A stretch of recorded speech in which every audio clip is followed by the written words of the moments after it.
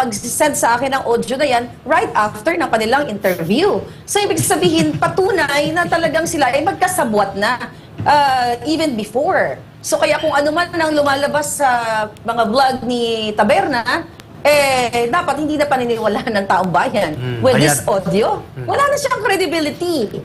Kasi ang drama niya, right after ng interview, nagpa-thank you kay Liza, sinite niya lahat ng mga process daw doon sa secretary, na dumaan siya kay kung sino pa man yun. Then later, the next day, eto na yung audio na mayroon na pala silang communication even before at magkasabwat sila sa pag-target kay Attorney Vic at nag-I love you pa sila. So, sabi ko nga kahit elementary, hindi pa ba malinaw sa inyo, bayan, men and women in uniform, mga palanggam, mga kababayan, hindi pa ba malinaw na meron tayong gobyerno at merong First Lady na nagpapatakbo sa inyo at patuloy na nagpapahirap sa bayan? So, yes, we have to speak up now. Hindi na dapat natin patagalin ito. Dahil ngayon, after nung pag-flap ng kanilang interview, nag-post sila ng drama-dramang anniversary nila ni Marcos Jr. na kumakain-kain naman. Ano to? Ano sila, teenager? Hindi po yan ang pinagkakabalahan ng matinong kung leader, well, he's not a leader at all, kung matinong presidente na mag-post-post ng picture. Ano yan sila, love team of the year? Nakikipag-contest dito sa mga celebrities. Hindi dapat, wala namang gumagawa ng ganyang mga leaders, sa ibang bansa. Meron man, mga dinner, pero formal, hindi yung magpapakyut na parang akala mo, kariregla lang ni Liz. Sorry. Go ahead. Attorney Glenn. Yeah. Miss Maharlika, we will get the reaction of Attorney Glenn Chong. Kasi yung susunod nito ay ang mas iskandalusong, sabi niya, hindi siya nakikialam sa affairs of the government, yung illegal operations na dineploy niya ang ISAF at parang siya ang commander-in-chief and not the president na asawa niya. Attorney Glenn Chong, yung reaction sa pagkakabunyag ng ganitong operation ko si Ma'am Lorin pa, modus na pala nila ito ni Taberna noon pang 2022 na magkakaroon sila ng operation, titirahin sa likod at ilalantad ni Taberna, yun pala ay ginurgor na ni Liza dahil hindi niya kursunada at bad shot sa kanya ang mga officials na na-appoint na kanyang asawa. Guys, two things doon sa what does it show? Itong binigay kay Ate Claire na audio message from Liza to Taberna. First, there are more enemies of the Marcoses, itong mga dalawang Marcos na to, kasi hindi naman kasali sila. Si Aimee, sila Imelda. Itong dalawang Marcos na to, they have more enemies than they actually realize they have. Yan. And they do not know. Correct. So, lalo nang lumantad ito ngayon. Yes, ito nga. Kaya nga, traitors do not inspire, much less demand loyalty. They get a dose of their own medicine. Not only that, attorney, not only that, their fiercest enemies right now are the ones who trusted and loved them. Like you and Maharlika. Yes. And tayo na this seems to be nagtumulong sa their kanya. area of giftedness. They make unnecessary enemies. Yes, that's correct. And they seem, kasi mga users no? But they don't Yun see nga, hindi ko maintindihan kung bakit yung mga taong tumulong sa inyo naging number one na kalaban ninyo ngayon. Because nailantad ang katotohanan sa kung anong intentions nila sa pag-upo Si sa Pastor. Bangag. Pastor. That's the only thing I can think of. Pero Bangag maganda yung talaga. sinasabi mo, So, dudugtungan ko doon sa linya palagi ni Miss Maharlika na ina-appreciate namin dito, ni Ma'am Lorin sa Pilipinas Nating Mahal. That the people, no matter how many times you attempt to manipulate their perception or influence their public opinion by using pondo, diskarte, gimmick, PR, hindi mo sila manuloko kasi may sariling kaalamang mag-discover ang tao. Hindi tayo mga chimpanzees. Okay. The other thing that I would like to point out is that there are actually more patriots out there right beside them than we realize. We thought tayo lang ang patriots dito. There are more in Malacanang feeding the public the information that we deserve to know and exposing them for what they truly are. Correct. And then ito ang pang-finale ko doon sa comment ko. Sabi ni Liza Marcos, you know how, directing it to VP Sara Duterte, you know how much Bong will protect you? Iba ba sabi niya, parang pinaano niya na, dapat may utang na loob ka kay Bong kasi ipoprotect ka niya. My goodness, your Bong could not even protect Vic Rodriguez from your machination. He could not even protect himself from being jumbugged in the face. Paano pa i-protect mo si VP Sara Duterte? Terrible. So, Miss Maharlika, you would like to have a rejoinder kasi paparinig natin sa taong bayan to show kung sino ang nagsisinungaling tungkol dito sa illegal operation, extraction, iskandalusong paggamit niya sa ISAF, Intelligence Service of the Armed Forces of the Philippines, and until now, nakakabiging katahimikan ang liderato ng ating Armed Forces of the Philippines. Can I just respond Sige, a little ma'am. bit? No? Yung Go ahead. sinabi ni Attorney Glenn, na yung sinabi ni Lisa na my husband protected you. me. The bloody gall. I mean, ang kapal talaga ng mukha, talagang delusional na. Delusional. At saka parang si VP pa may utang na loob. No. You owe. The president owes his presidency to the Dutertes. The Yes. comeback of the Marcoses. Exactly. You owe the Dutertes that. And what did you do? In exchange for all that goodness and compassion and respect and support, anong ginawa nyo? Right away, you trashed the vice president. Now you think that Rodrigo Duterte is a public enemy number 1 at ginigipit ninyo. So don't talk about utang na loob. Wala kayong alam dyan. Yun. Yeah, that's right. That's right. Miss Maharlika, your Yeah. rejoinder, and then paparinig natin itong proof, resibo ng kanyang pangingialam to the point of using our state security forces to illegal operations abroad. Actually, sobrang exciting ang mga susunod na darating na araw in terms of extraction, itong kidnapping na kinasasakutan ni Liza. Dahil may mga darating po tayo na mga exposed na siya, pero mga ebidensya na lalong, I know na magiging dahilan kung bakit kailangan ng taong bayan na magsalita na dito sa pagiging involved ng Marcos administration, ni Liza Araneta Marcos, pakipagsabuatan kay Francis Chua at sa iba pang mga kasabwat nila na mga politiko. Kasama dyan, meron sa Kongreso, meron sa Senado. Sa mga susunod na araw, malalaman ng taong bayan kung gaano po kagrabe o kalala ang ginagawa ni Marcos Jr. at ni Liza na mga illegal activities. Not only this extraction, Eric, Yes. Lorraine and Attorney Glenn. Sobrang hindi nyo kakayanin ang involvement ng gobyernong ito, ng bangag na administrasyong ito sa pag-uubos ng pera ng bayan at pagpasok at paglabas ng droga at ng kung ano pang mga illegal o mga smuggling mapapunta sa kotse, kung ano-ano pang mga illegal na pinapasok nila sa taong bayan.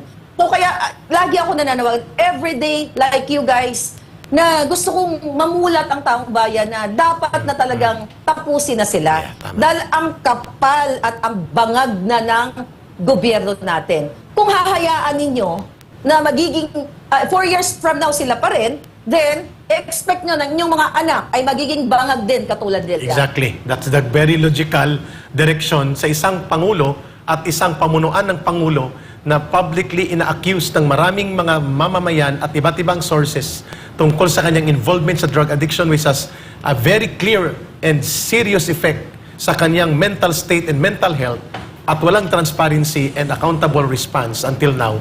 Pati na si Attorney Vic Rodriguez, Attorney Trixie, na dati niya mga opisyal na matataas sa kanyang gabinete, at pati si former President Rodrigo Duterte, at marami pang iba ang nagcha-challenge open, public, transparent, hair follicle, DNA type, drug test to put an end to that issue na iniwasang itanong ni Anthony Taberna doon. Yes. At mukhang sinadyang Hindi tinanong.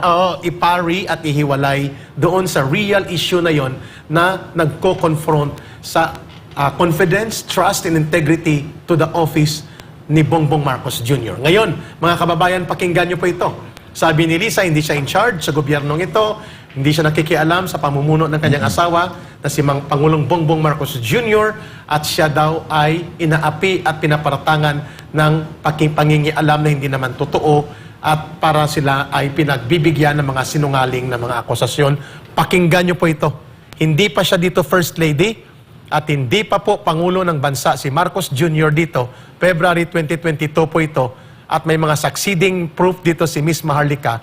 Ito po ang ebidensya kung paano nagsisinungaling ang First Lady na asawa ng Pangulo ng Bansa sa kanyang pangingialam sa mga illegal na bagay at gawain using the powers and authority of the office of the President sa illegal na mga layunin. Hi, this is Lisa and I'm walking in the PSG compound. I just want everyone to know that I have nothing to do with ISAP. I don't know the people involved. I have nothing to do with appointments. I leave that up to my husband. And if I find out that somebody's using my name, I shall tell my husband not to appoint you, okay? So I hope this is clear for everyone. Right, Demi? Can you please disseminate this to everybody? Because I'm sick and tired of people using my name. Yes, ma'am. Okay, thank you very much. Bye. Hindi pa po ito yung extraction na tinawagan niya. Hi, Lourdes, asawa ni Secretary Louis. Teddy Boy Locsin. Louis. Oh, si Lourdes ang Louis. pangalan, di ba? Oo. Pero Lourdes ang pangalan. Oo, tama. So, dito muna, habang inahanda natin yung nakakarimarim at nakakatakot na panggagamit sa intelligence service of the Armed Forces of the Philippines, not by the Commander-in-Chief, mandated by law, na siyang may otoridad sa ating mga armed forces and security forces, but by the First Lady. Ito naman ay si Major General Ramon Sagala Jr., yata itong sa likod niya, PSG Demi. Commander, si Demi, at ito ay sinasabihan niya na ginagamit daw ang pangalan niya, pero nagbibigay siya ng instruction na kapag nalaman ko na ginagamit ang pangalan ko, sasabihan ko ang presidente, ang asawa ko, na hindi kayo i-appoint. Nakakahiya. So, she contradicts herself here. You know, that's nakakahiya kasi my father is a politician, no? So my mother died early, so I was like his partner, his politician's wife, no? And that's something. You have to know your place. You have to know your place. You have to stay in the background. That's true. You have to Yes. shut the F up, no? Shut up, Yes. di ba? Huwag kang makialam. Huwag kang At pag makialam. humarap ka, magsuklay ka naman. Diba? Yun, isa pa yun. Beautiful. Walang na loob. Isa pa yun. Maligo. Maligo ka, mag-toothbrush ka. Miss Maharlika, Attorney Glenn at Ma'am Lorraine, marami pong mga Hindi ka suklay maganda, dyan. okay? Maraming suklay dyan sa Raon at sa Divisoria. Sa Quiapo. O, bumibili Ito ako na sa pong Raon. video, Miss Maharlika, na dinededma ng Armed Forces of the Philippines. At ito po ay very serious. At hindi rin pinapatulan at ini-ignore ng Kongreso, ng Senado, ng Committee on Public Order and Safety and Security and National Defense, at pati na rin sa House of Representatives sa Committee on National Security and Defense. Pakinggan po natin ito. Ito po'y kumakalat, open source video po ito na hindi na mapipigilan. Every single day ng buhay ko, iniisip ko ang pagnanakaw ng mga putang gobyerno. Every single day. Ang pagnanakaw ni Lisa ngayon, yung bago niya na kasabwat sa kidnapping, siyang mastermind, kasama ang DFA! Bulabugin nyo yan! Si Manalo at si Teddy Boy Locsin, dapat kayong managot! Kayong dalawa, ang asawa ni Teddy Boy Locsin Jr., managot kayo! Kasabwat kayo ni Lisa sa kidnapping! Isang high crime yan na dapat ninyong pagbayaran. Kinidnap nyo ang mga kabataan. 2 batang inosente, binigyan nyo ng traumatic experience ang kanilang nanay, ang kanilang pamilya, at nakipagsabwatan kayo kay Lisa Marcos. Ayop kayo, walang gobyerno sa Pilipinas dahil kayo mismo ang nagpaparusa sa mga walang kamuang-muang na mga kabataan. Tapos ba imbestiga pa kayo dyan sa Kongreso? Ha? Ontiveros, imbestigahan mo si Lisa. February 2022, bago pa maupo sa pandaraya ang kanyang asawa. Ito. Hi, Louie. How are you? I'm here in Bacolod, campaigning for my hubby look with Marie Chris and a bunch of gay people. But anyway, the reason why I called you is I have a favor to ask you. We gave all the documents na to Nila, but syempre iba pag tumawag ka. A good friend of ours, Francis Chua, basically has a problem in Istanbul, in Turkey, so he went to court. The judge issued an order in his favor, so now we're just having everything authenticated so that it can be served in the embassy in Istanbul, right? So Mila has all the documents. I won't bore you with the details, but if you could call Mila and just give it a little push. Everything's above board, don't worry. I'm very good at that. But yeah, that's it. So I hope to see you soon. Okay. So dyan sa galit na galit sa akin, dahil expose natin na ang kanyang pagiging utak ng sindikato. Okay, utak ng pagdukot nga ng mga bagets. So narinig din na yan, pero dyan siya galit na galit dahil dyan sa message ko yan, balikan nyo lang yung 2-3 video ko about it, na talagang siya ay parte ng pag-extract sa mga bata. Di ba? Pinatunayan yan mismo ng audio ng kanyang social secretary ni Marcos Jr. na si Biang Azubel, na kung saan na nakiusap kay Lisa As Araneta Marcos na i-hold muna ang pagpapalit sa ISAF ng chief dahil nga nasa Turkey na ang mga inutusan ni Liza para dukutin ang mga bata. Yun yung mga anak ni Chua, right? So ito, pakinggan ulit natin para sa kaluwanan ng ating bayan.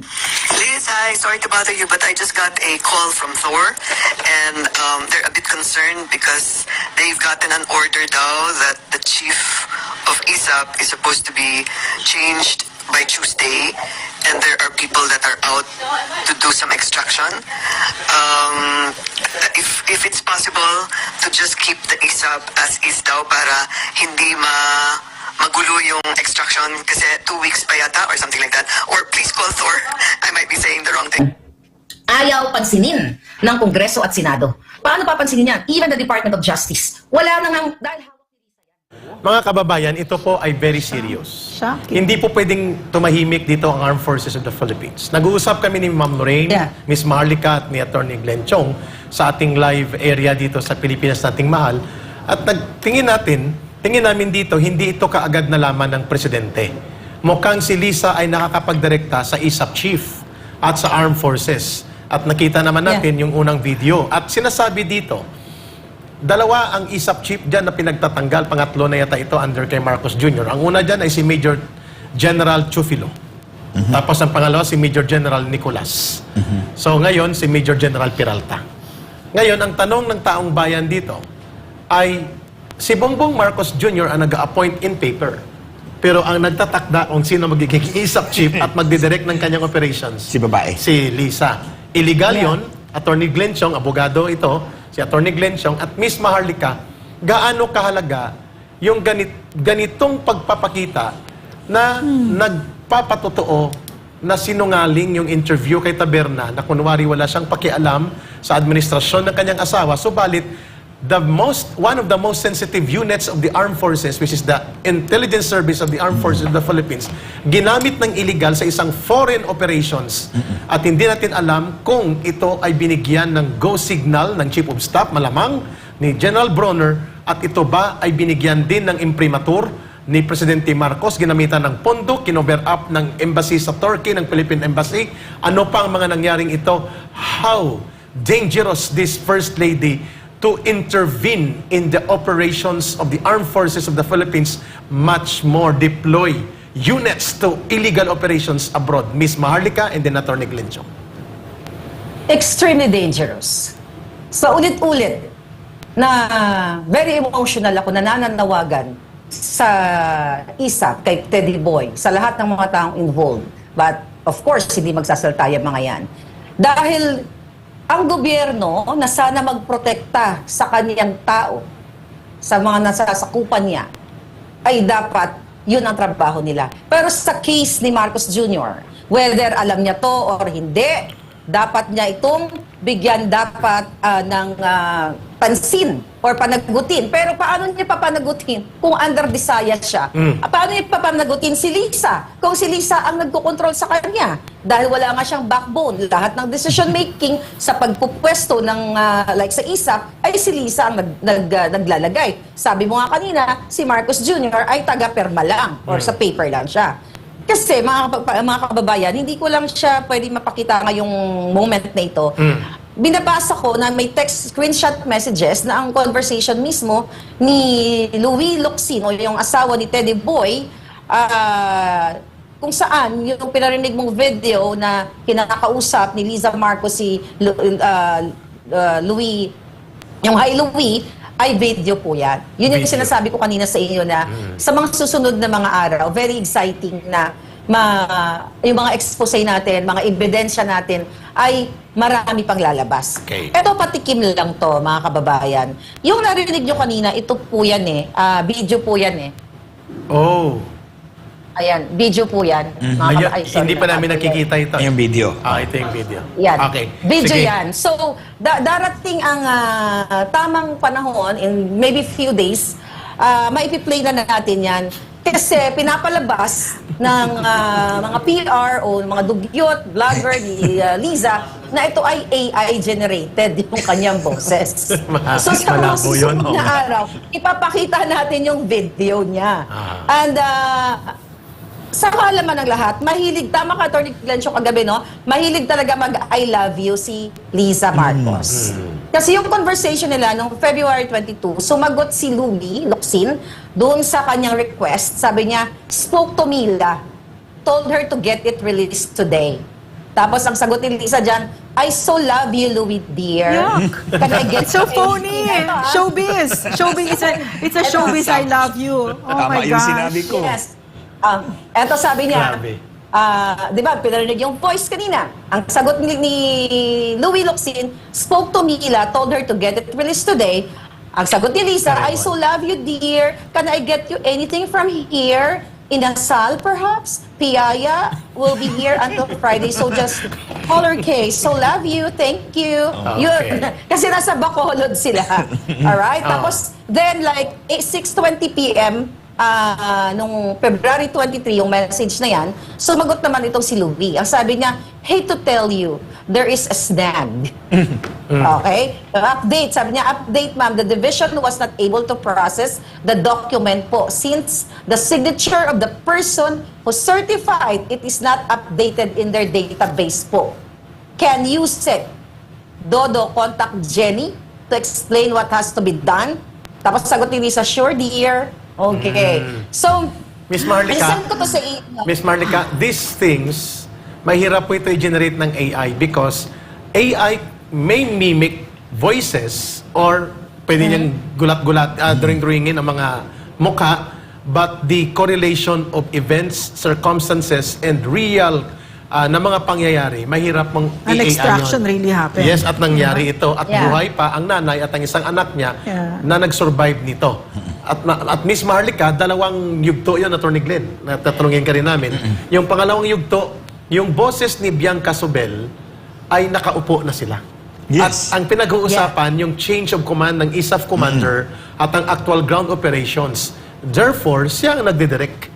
That's what I want to point out eh. Atty. Glenn Chong, go Yeah, ahead. please. Go ahead. Unang-una mga kababayan, yung text na sinabi ni Ate Claire, I can attest na si Jenny, private secretary yan ni Lisa Marcos. Okay. Yeah. Yung Jenny, can you Yeah. Dodo, contact Jenny.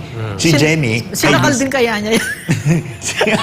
Iwan ko lang, nasakal si Jenny. Asakal ka ba Kasi dyan? Sabi yung nasakal, no? Sometimes pag may kailangan ako, contact Jenny. Okay. So, si Jenny yan. So, the other side is... And, by the way, Atty. Glenn Chong, sorry to interrupt you. Yes. Binanggit din yan ni Taberna na dumaan sa kay Jenny. Right? Yeah, si Tama. Jenny nga. Tama. Nandyan yan sa kanyang law firm dati and in the China-Philippine business, Unified Business. Unified Business. Incorporated. Now, the other one that I would like to point out is yung tawag ni Bianca Zubel Na sila na nakaupo. na sila nang nakaupo. Mga kababayan, simple lang. It does not require, ma'am, sir, Ate Claire, mga kababayan, it does not require rocket science. Yes. Bakit si Bianca Zubel doon tumawag kay Lisa Marcos about the change of command Ng ISAF. ISAF? Bakit hindi sa presidente? Bakit hindi kay Marcos Jr.? Klaro. Yan yung gusto kong i-point out sa inyo. Kung totoong si Marcos Jr. is the one in charge of this Logical. government, Bianca Zubel will call Bongbong Marcos. At siya ay nasa kabinet ni Oh, Marcos. nasa kabinete siya ni Marcos. So, I suppose may number siya ni Marcos. Yes. And the Oh. wording, the way she said it was a direct, I mean, it's not like, Oh. maybe you can tell the president. Yes, oh, that's It's another not point. like Yes, that. that's a good point. That's a good point. At ang point niya, Atty. Glenn, Ma'am Lorraine, Miss Maharlika, pwede ba mapahold yung change of command ng commander ng ISAF? Yes, hindi siya nag-request na pwede bang sabihin mo kay presidente. Yeah. Direkta. Direkta sa kanya. That proves, mga kababayan, na it's Lisa Marcos that Running is the government. dictating everything, all the appointment. And in fact, Kaya pala bad shot siya sa akin. Si VP, para bang may ibig sabihin yung bad shot. Ano ngayon? So, bad Bad shot. shot ka sa amin. So, para bagang lumalabas Sa tuloy. taong bayan. Yeah, sa taong bayan, na ang nabudol tayo and mali po ito. Gaano kamali ito, Miss Maharlika, Atty. Glenn Chong, kung bakit para tingnan nila na ito hindi paninirang puri sa First Lady o sa Presidente. Ito'y usapin ng tamang proseso at otoridad sa pamahalaan Mabigat versus yun. interest ng mamamayan. Ang bigat nun. Grabe Attorney Glenn. yun. ako, sinisisi ko talaga yung sarili ko. Bakit ako sumuporta rito? Si Maharlika din. Mga kababayan, in all honesty, hindi talaga ako bumoto kay Marcos Jr. Oh. Yes, hindi ako bumoto sa kanya. Dahil na-realize mo alam ko na, bininta na ako kay Smartmatic. Remember, this is March Yeah. 2022. Nung Yeah. sinabi niya, but not you because they hate you so much. Tapos alam ko, kilala ko si Lisa. Tulad ng sinabi ko kay Ate Claire nung 2 days, 3 days ago na, Ate Claire, yung I love you niya, ginagamit talaga niya yan. Yeah. Pag Sa may lahat. gamit ka sa kanya, may I love you yan. Meron din ako I love you, meron akong darling, o ganyan. Dear. So, dear. May o ganyan. heart. Oh, may heart. Tapos pag hindi ka kasing phony niya, maniniwala ka. Oo, Or may pag- ibig sabihin, may pag- halaga yun sa'yo. Tama, yes. Yeah. Pag sa'yo, sincero ka, tataba naman yung puso mo. Kasi- So that's true. Budol. Nabudol nga tayo eh. Budol. Ako ay must admit, nabudol talaga ako, but at the end of the day, hindi talaga ako bumoto sa kanya. Galing. Kasi naramdaman ko na yun eh. Sabi nga ni Lisa, di ba, sa interview niya, pag badshot ka sa akin, hindi na kita sasagutin, hindi kita kakausapin. Which is dangerous yun. Kasi may kaakibat na paggamit ng poder na mananagot ka sa akin, Hindi, lagot ka sa tatawagan akin. siya sa Romania eh. Tapos, alam niyo mga kababayan, by March to May, hindi na niya ako kinakausap. So hindi na niya ako tinatawagan, Shut out hindi ka niya. sumasagot. Wala Binasura ka ng na ako. gamit. So, Binasura. alam ko na. So, hindi ako bumoto. Ba't ako? Nabudol nga ako over 6 years. Pero at the end of the day, in the ultimate day, hindi ako nagpabudol sa'yo. Pero you gave the benefit of the doubt for the people to decide. Yes, Kasi of because course. naniniwala ka na may, somehow, doon may portion pa ng sinseridad sa bahagi ni Marcos Jr. I would like to believe that. Kaya nagbigay ka Bongbong, ng- sabi ko nga, ng puwang doon. mabait yung lalaki. But- Which is sinamantala naman ng babae. Oo. Sinamantala Hindi at siya control. mabait, mahina siya. Mahina. That's Okay. the right term. Yeah. Pero Attorney Glenn. it's very dangerous. Very dangerous. Na Miss Maharlika. nabudol tayo. Nabudol tayo. We need to act today to Yes. redeem our country. Kasi may tatanong kami ni That's Ma'am right. Lorraine maya-maya. Miss Maharlika, gaano kahalaga ang panawagan nito na dapat hindi mananatili, sorry sa mga senador, but this is the right word to say. Sumasambulat na itong iskandalo na ito, nagiging bingi, taingang kawali, walang pakialam ang Senado at Kongreso. Nagiging rubber stamp sila at nawawala ang kanilang paninindigan. Sorry, gagamitin natin ang word na ito. Nasaan ang mga bayag nila? That is a Filipino definition. Nasaan po ang mga bayag ng mga senador at mga kongresista? Para hindi makita ang validity and necessity of urgency of this kind of very dangerous to the national security na nangyayari ngayon sa mga revelations na ito na nabubulgar dito. Miss Maharlika, before we shift dito sa election criminal violations nila sa Omnibus Election Code. Miss Maharlika. Pinakamahalagang mawala na sila sa pwesto ngayon na. Kung pwede, ngayong araw, ngayon na. Dahil sa, napag-usapan na natin maraming beses na yung tanong mo, bakit walang, bakit nagtitengang kawali itong mga senador, itong mga sa Kongreso? Eh alam na natin, si Tambaloslos, wala nang kaduda-duda dyan. Pero pagdating naman sa Senado, gusto kong hamunin ngayon. Sige. Si Senate President Zubiri. Sige. Huwag mo nang intayin na ilabas ko ang mga bagay na kinasasangkutan mo. Ayun. My goodness. Ngayon, Klaro. the reason why sila ay nagbingi-bingihan, dahil Mig Zubiri, dito, first time sa Pilipinas nating mahal, gusto kong sabihin sa taong bayan, na ikaw ba, tanungin mo na kita, kasabwat ka sa illegal activities na ginagawa ni Lisa, ni Chua, at marami pang iba? Kaya dinidedman nyo ang taong bayan? Kaya wala kayong pakialam sa taong bayan? Hindi nyo dinidinig ang hinaing ng mga Pilipino na kung saan meron kayong pananagutan sa amin, sa bawat isa? Bakit? Alam na po ng taong bayan. But syempre, mas maganda yan sa mga susunod na mga araw kung may papakita tayong mga solid na ebidensya na makapag-ugnay dito sa mga tiwaling senador at mga kongresista na sila ay kasabwat ng gobyernong ito sa smuggling, pulburon at kung ano-ano pa. Miss Maharlika, mananawagan ayun, tayo, ayun. Mama. Yeah. Miss Maharlika, tinatawagan natin si Senator Robin Padilla who is having a very good committee hearing para marinig din ang side ng SMNI at ng mga anchors and program staff ng SMNI sa Wednesday. Thank you, Senator Robin Padilla. Yeah, Senator I want Robin, to, I want to say something. Go ahead, ma'am. No? Eric, Attorney Glenn and Maharlika, yung tanong mo, Eric, no, gaano kahalaga yung ano yung implikasyon na ang nagpapaandar ng bayan na ito ay yung si Lisa. Ang boto natin sagrado yan. Alam ni Attorney Glenn yan. Yan yung pinaglaban niya. Sagrado. So, ang ibinoto ng taong bayan ay si Bongbong Marcos. No? So itong ginagawa ni Lisa Marcos, no, yung pambubudol na yan, tinatanggalan niya yung boses natin. Yes. No, okay, and now that all of this has happened, it's apart na from the fact na kasi may mga nagsasabi, di pag si Bongbong Marcos nagpaandar, di mas masama. Parang ganyan, di ba? That's beside the point. Although I could agree with you. But in other words, our votes are very sacred. That's why we can segue to the next Eric, no? Pupunta natin. Miss Maharlika, dahil paubos ng ating oras sa Pilipinas nating mahalin, we will be waiting ang mamamayang Pilipino doon sa mga karagdagang ebidensya nitong illegal na pangingialam sa otoridad ng presidente ni Lisa Araneta Marcos at dapat panagutan niya ito at